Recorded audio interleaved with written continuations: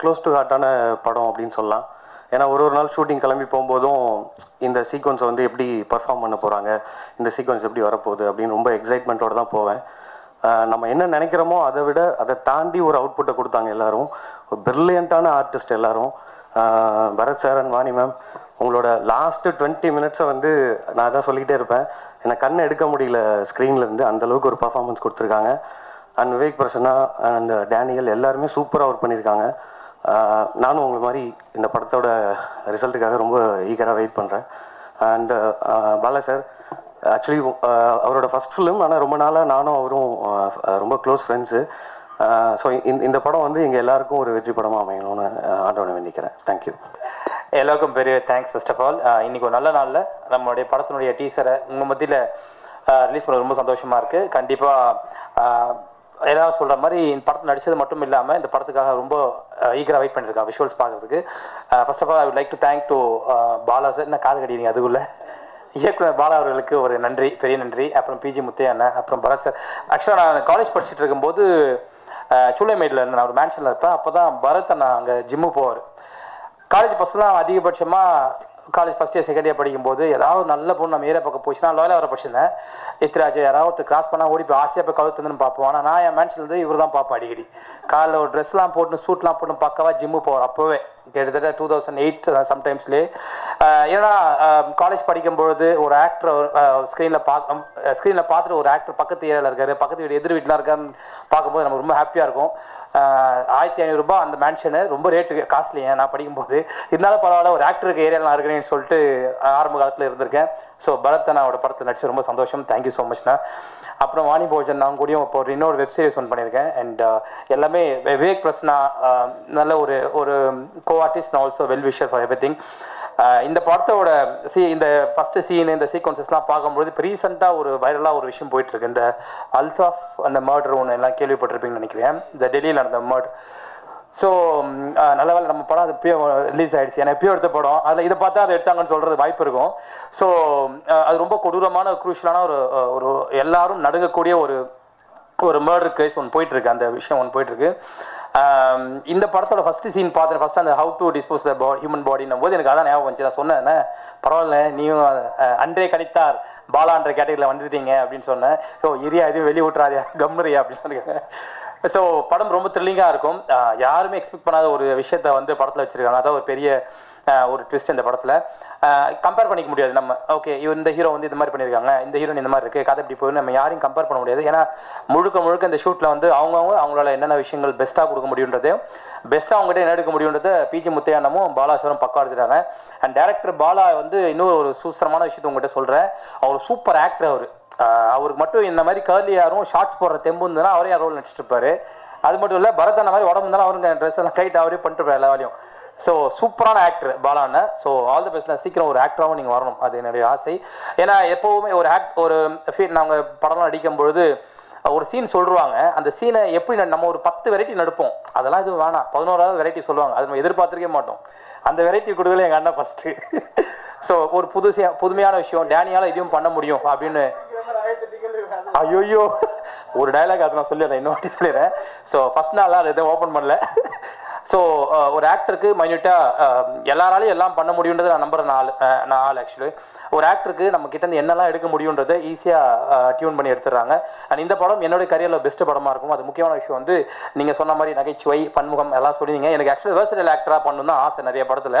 But நம்ம உருவத்தோட்டமோ இல்லை நம்ம வந்து வெளியே வந்த விதமோன்னு தெரில, எல்லாமே காமெடியாக போயிட்டு இருக்கு. பட் இந்த படத்தில் நம்பி ஒரு சீரியஸான ஒரு கேரக்டர் கொடுத்ததுக்கு ரொம்ப thanks to the team. And கண்டிப்பாக பெஸ்ட்டாக பண்ணியிருக்கேன். அண்ட் ரொம்ப நாள் பேசிட்டேன். Thank you so much. அனைவருக்கும் வணக்கம்.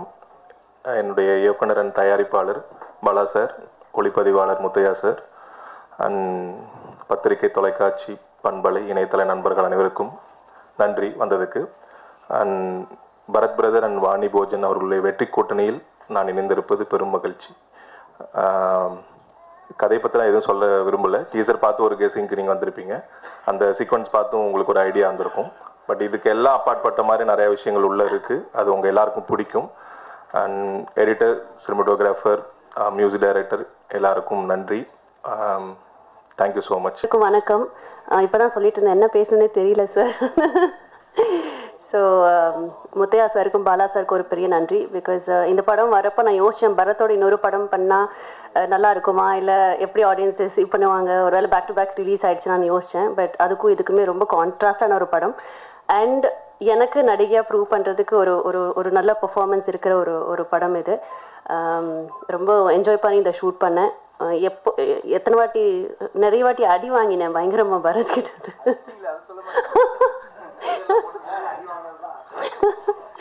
இல்லை, ஸ்டண்ட் மாஸ்டர் தான் சொன்னார், ரியலாக அடிங்க மேடம், அவரை லைட் அடிக்காதீங்க, அதனால் பொட்டை நான் போட்டேன். ஸோ அதெல்லாமே ஃப்ரேமில் தெரிஞ்சிருக்கும்னு நினைக்கிறேன். பட் தேங்க்யூ பரத், பிகாஸ் தினமே அடி சண்டை. நான் வீட்டுக்கு போகிறப்போ கையிலெல்லாம் காயம் இருக்கும். எங்கள் அம்மா கேட்பாங்க, நடிக்க தான் போறியா இல்லை எங்கேயாவது சண்டை போட்டு வரியான்னு இருக்கும். பட் அந்த அளவுக்கு ஐ திங்க் ரெண்டு பேருமே, அவருமே வந்து நடிக்க வேண்டாம் அப்படிலாம் சொல்லலை. ஹி செட் உங்களுக்கு எவ்வளோ பெஸ்ட் கொடுக்க முடியுமோ கொடுங்க. ரெண்டு பேருமே ரொம்ப ஹார்ட் ஒர்க் போட்டிருக்கோம். அண்ட் எல்லாருமே சேர்ந்து ஹார்ட் ஒர்க் போட்டிருக்கோம். விவேக் பிரசன்னா, டேனி, எல்லாருமே எனக்கு ஒரு நல்ல ஃப்ரெண்ட்ஸ். உங்கள் எல்லாருக்குமே இந்த டீசர் பிடிச்சிருக்குன்னு நம்புகிறேன். உங்களோட சப்போர்ட் கொடுங்க. தேங்க்யூ.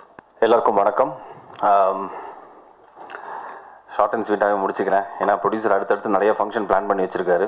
ட்ரெய்லர் லான்ச் இருக்குது, அதுக்கப்புறம் வேறு ஏதோ 2-3 சொன்னார். ஸோ அப்போ நிறையா பேசிக்கலாம் அப்படின்னு. ஃபர்ஸ்ட் ஆஃப் ஆல் பத்திரிகை நண்பர்கள், ஊடக நண்பர்கள் அனைவருக்கும் இந்த மேடையை நான் உரிமையோடு எடுத்துக்கிட்டு என்னோடய மிரல் படத்துக்கு மாபெரும் சப்போர்ட் கொடுத்து அது நல்ல வெற்றி படமாக மக்கள்கிட்ட சேர்த்த பத்திரிகை நண்பர்களுக்கு நான் வந்துட்டு நன்றி தெரிவிச்சுக்கிறேன் இந்த மேடையில் உரிமையோட சார்.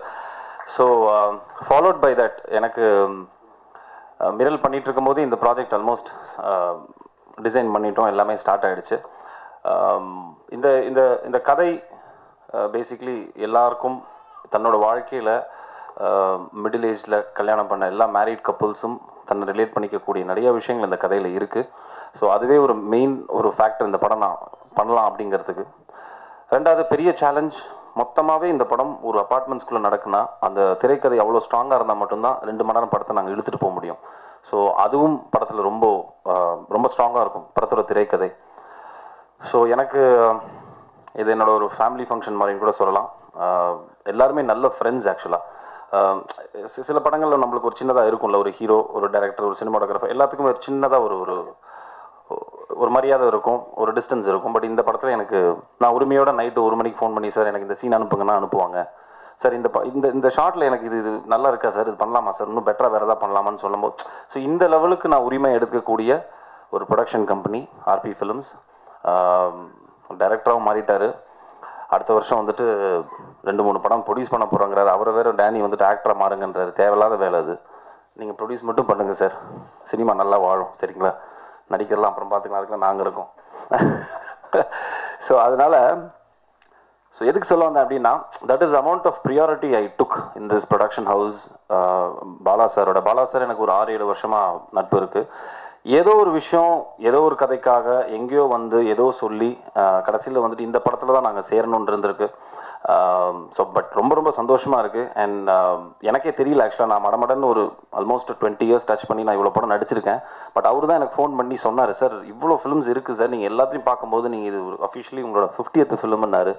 ரொம்ப பெருமையாக இருந்தது, ரொம்ப சந்தோஷமாக இருந்தது, ரொம்ப வியப்பாகவும் இருந்தது என்னோடய ஜேர்னியை நானே திரும்பி பார்க்கும்போது. பட் ஐம் ஹாப்பி தட் எல்லாமே கரெக்டாக அமைஞ்சிருக்கு இந்த படத்துக்கு. என்னோட 50வது படம், நான் நல்ல படம் கொடுக்கணும் அப்படிங்கிறது தாண்டி அது அமையணும், அது அமைஞ்சுது. அதுக்கு முக்கிய காரணம் பாலா சார். ஸோ ரொம்ப ரொம்ப தேங்க்ஸ் சார் ஃபார் அந்த ஒரு ட்ரஸ்ட் வேணும். இந்த படம் நம்ம சேர்ந்து பண்ணணுங்கிற அந்த ஒரு நம்பிக்கை என் மேலே வைத்ததுக்கு ரொம்ப நன்றி. அண்ட் வாழ்த்துக்கள். டைரக்டராகவும் டெபியூட்டன் டைரக்டராக மாறி இருக்கீங்க. Captain of the ship. அடுத்தடுத்து நீங்கள் நல்ல நல்ல படங்கள் பண்ணணும், தயாரிக்கணும், டைரக்டும் பண்ணணும். And coming to Muthaiah sir, ஆக்சுவலாக அவர் தான் வந்துட்டு இந்த படத்தோட மெயின் பேக் போன்னு சொல்லலாம். அஃப்கோர்ஸ் அவர் டைரக்ட் பண்ணியிருக்காரு, நாங்களாம் நடிச்சிருக்கோம். பட் இதெல்லாம் நான் ஆக்சுவலாக வந்துட்டு ட்ரெய்லர் லான்ச்சில் அடுத்தடுத்த ஃபங்க்ஷனில் வந்துட்டு பிரித்து சொல்லலான்னு பார்த்தா எல்லா கண்டென்ட்டையும் இப்போயே நான் சொல்ல வேண்டியது, அது ஒரு ஃப்ளோவில் வந்துட்டேன். ஸோ முத்தையா சார் மட்டும் நான் சொல்லிடுறேன். ஸோ பேசிக்லி அவர் தான் இந்த ப்ராஜெக்டோட மெயின் பேக் போனு.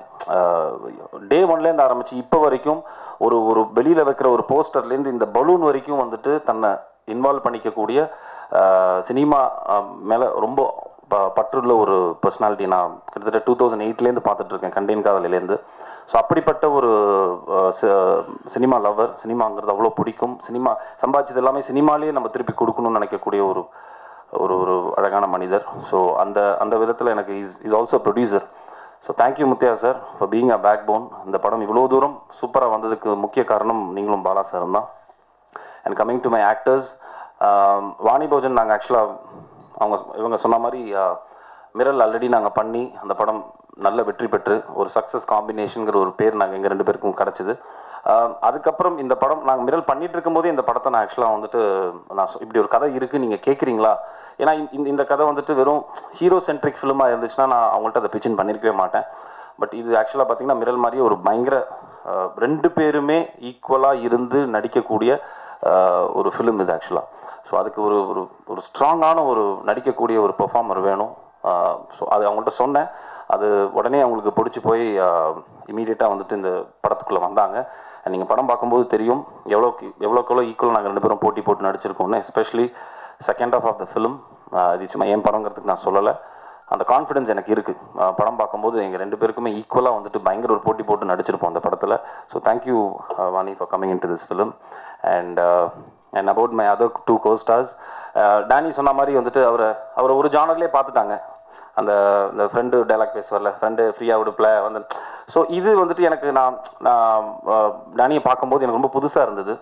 எப்போவுமே ஒரு ஹியூமரஸான ஒரு நல்லா கலாய்ச்சிட்டு ஒரு லோக்கல் மெட்ராஸ் ஸ்லாங்கில் பேசக்கூடிய ஒரு ஆள் அப்படியே மாற்றி ஒரு ரொம்ப சீரியஸான ஒரு கேரக்டர், லைஃப்பில் வந்துட்டு தப்பு பண்ணாலும் தெரியாமல் தப்பு பண்ணணும்னு நினைக்கக்கூடிய ஒரு சீரியஸான ஒரு கேரக்டர் வந்துட்டு டேனியை வந்துட்டு பார்க்குறதுக்கு ரொம்ப புதுசாக இருந்தது. And again Vivek Prasanna is a brilliant performer. அவரோட கெரியரில் இவங்க சொன்ன மாதிரி வந்துட்டு சூஸியாக தான் ஃபிலிம்ஸ் பண்ணுறாரு. தனக்கு தீனி போடக்கூடிய நிறையா கதாபாத்திரங்களை தான் தேர்ந்தெடுத்து பண்ணக்கூடிய ஒரு நடிகர் அவர். ஸோ அதுக்கு இந்த படம் வந்துட்டு ஒரு பயங்கர ஒரு ஆப்டாக இருக்கும். இந்த 2 கேரக்டர்ஸுமே இந்த மெயின் ப்ரொட்டகனிஸ்டோட த்ரூ அவுட் ட்ராவல் பண்ணக்கூடிய ஒரு மெயின் கேரக்டர்ஸ். அந்த கேரக்டர்ஸ்க்கும் ஃபைனலாக ஒரு ஃபுல் ஸ்டாப் இருக்கும், என்ன ஏதுங்கிற ஒரு ஃபினிஷிங்கும் இருக்கும். And apart from that, Radharavi sir, thank you sir for coming in to this film. உங்களோட எக்ஸ்பீரியன்ஸ், உங்களோட பிளெஸிங்ஸ் எப்போவுமே எங்களுக்கு இந்த படத்துக்கு வேணும். அண்ட் அவ்வளோதான். இதுக்கப்புறம் பேலன்ஸ் இருக்கிறத யோசிச்சு ட்ரெய்லர் லான்ச்சில் நான் சொல்கிறேன். ஸோ நல்ல படம் பண்ணியிருக்கேன், நல்ல கான்ஃபிடன்ஸ் இருக்குது என்னோட. And this film is more special to me because it's my 50th film. So கண்டிப்பாக உங்கள் எல்லாருக்கும் பிடிக்கும். உங்களோட எல்லா சப்போர்ட்டும் எனக்கு என்றைக்குமே இருந்திருக்கு. ஸோ லவ் படத்துக்கும் இருக்கும். ஸோ see you guys இந்த ட்ரெய்லர் லான்ச் முடிச்சு அடுத்து சக்ஸஸ் மீட்டில் சந்திக்கிறேன். தேங்க்யூ. இங்கே வந்திருக்கக்கூடிய அனைவருக்கும் வணக்கம். ஃபஸ்ட்டு நான் வந்து தேங்க் பண்ணிக்கிறது வந்து பரத் சார். ஏன்னா ஒரு 2 இயர்ஸாக நான் அவரை ஃபாலோ பண்ணிகிட்ருக்கேன். ஒரு கிட்டத்தட்ட ஒரு 3 கதை பேசியிருப்பேன்னு நினைக்கிறேன் சார். பேசிட்டு லாஸ்ட்டாக வந்து ஒரு கோஆக்சிடெண்ட்டாக நானும் முத்தையா சாரும் பேசிகிட்டு இருக்கப்போ இந்த மாதிரி ஒரு கண்டென்ட் இருக்குது பண்ணலான்னு அவர் ஆல்ரெடி பரத் சார்கிட்ட சொல்லியிருக்காங்க. ஸோ இந்த படம் பண்ணலாம், அவங்க ரெடியாக இருக்காங்கன்னு சொல்லிட்டு. ஸோ அப்படி கனெக்ட் ஆகி ஆரம்பிக்கப்பட்ட படம் தான் இது. செகண்ட் திங் வந்து எனக்கு இந்த படம் இந்த அளவுக்கு வந்திருக்குன்னா அது பரத் சார் சொன்ன மாதிரி இந்த படத்தோட மிகப்பெரிய பேக் போன் வந்து PG Muthaiah sir. PG Muthaiah நானும் வந்து ரொம்ப க்ளோஸ் ஃப்ரெண்ட்ஸ். நாங்கள் எல்லாமே ஷேர் பண்ணிப்போம். எங்கள் ஃபேமிலி ஃப்ரெண்டு மாதிரி அவர். எனக்கு ஏதாவது இஷ்யூஸ் நான் அவர்கிட்ட ஷேர் பண்ணுவோம். அந்த மாதிரி ஃப்ரெண்ட்ஸ் நாங்கள். ஸோ என்னை விட இந்த படத்தில் அதிகமாக உழைச்சதுன்னு பார்த்தா முத்தையா சார் தான். அதை நான் வந்து இங்கே ஓப்பனாக இந்த இடத்துல சொல்லுவேன். Second, Vivek Prasanna sir. இந்த படத்தை வந்து டிசைன் பண்ணுறப்ப யார் பண்ணலாம் அப்படின்னு பேசிகிட்டு இருக்கப்போ ஃபஸ்ட்டு எங்கிட்ட பரத் சார் சொன்னது, எப்படியாவது விவேக் சாரை பிடிச்சி டேட் வாங்கிருங்க, எனக்கு இது பண்ணால் நல்லாயிருக்கும் அப்படின்னு சொல்லிட்டு. முத்தையா சாரும் அதே தான் சொன்னாங்க.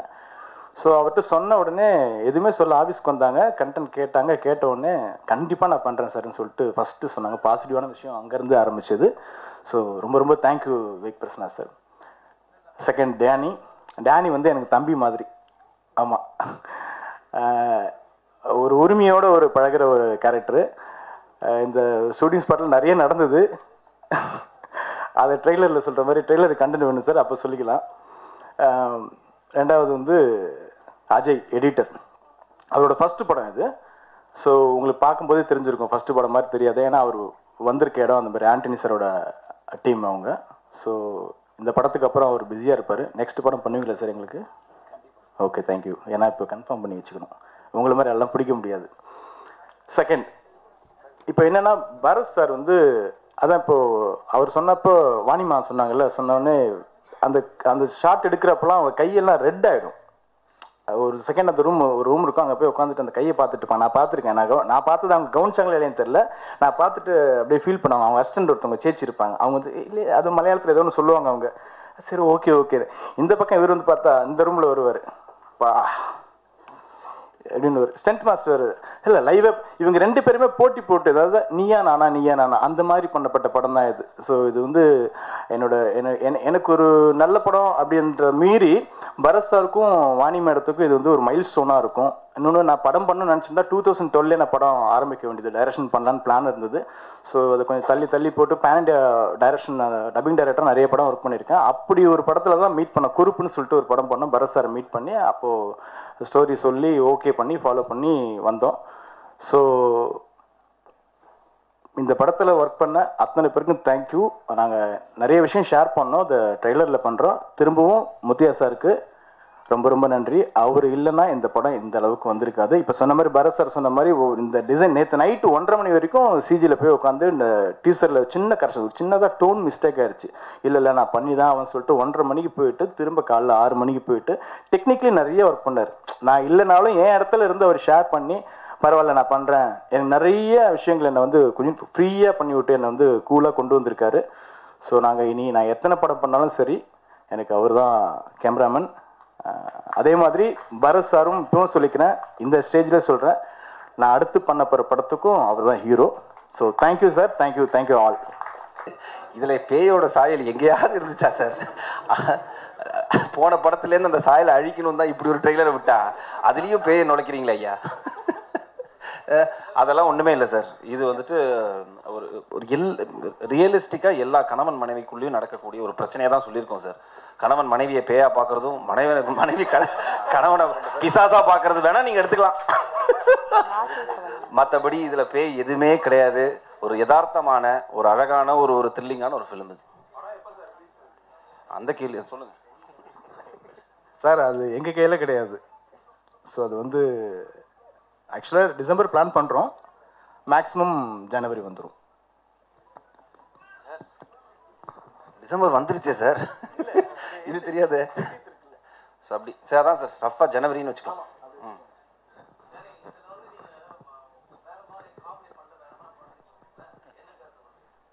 இதுலையாங்க? ஐயோ மாட்டுவேனே. ஓகே, அதான் நான் இப்போ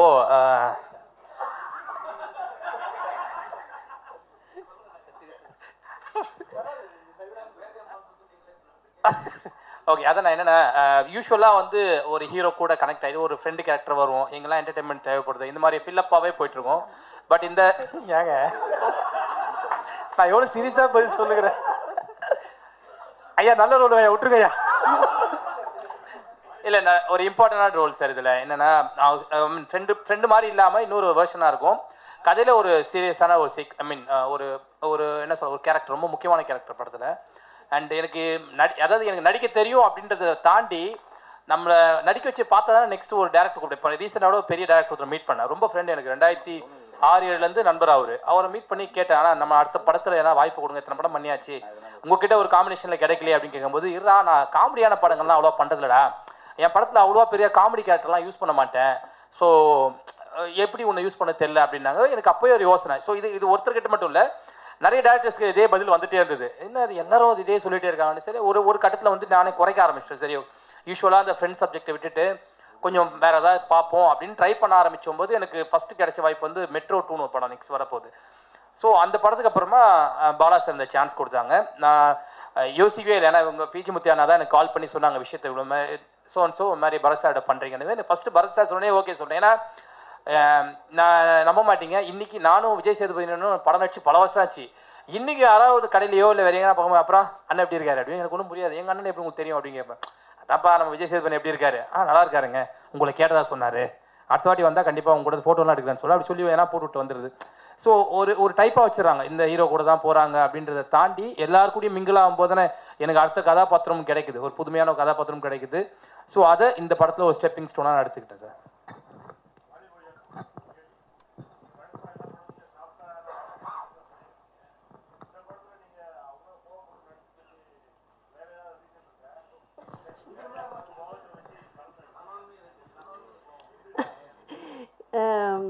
இல்லை சார், கதைக்கு தேவைப்பட்டுச்சு. அண்ட் அதை ஃபேக்காக பண்ணால் நல்லா இருக்காது ஸ்க்ரீனில் பார்க்குறப்போ. நான் இங்கே பார்த்தேன், அடி கொடுக்குறப்போ இங்கே யாரோ அப்படின்னாங்க.